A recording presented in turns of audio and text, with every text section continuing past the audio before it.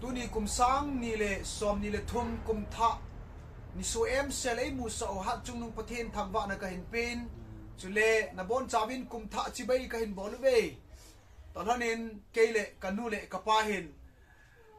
wa choi la kum tha lim na la ka hin sa di wa hin ki pa umin Ezekiel thim gavin asei bangin minu mi pa chule chapang te mihim hin khuzo si pakaya hi ati golin in kho pakayin chin tu pivin kum thai mutavin ikipa ove chule hi chila yong hi nohon jong azui thei thei zuyun lang kimin la palin 17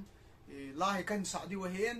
ke yong kalunggel khop ta in ka kipa in azi chu kanulu ka pa to la sa khom thea ka om na lai hi wang pha kha ki sain pathen ka thang wa in pathen lo pin ding in kum lui mang ta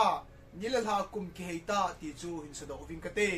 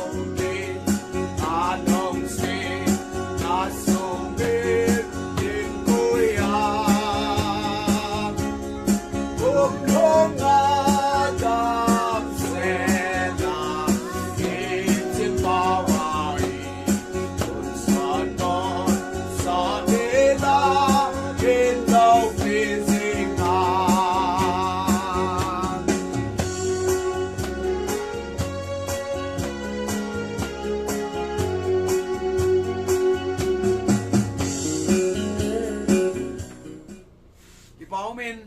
ba chaila inangai tavin chule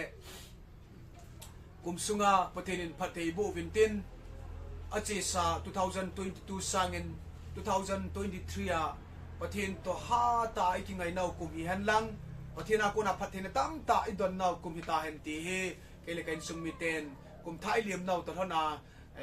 chi video bi hozo se patin phathina bu taw han ti to kan se do wa chele chi video inanga pi jing di vin jong ka hin ti movin dam se lai ki muto ka lai 7 na bon chavin suntin chibai chele zantin mangpha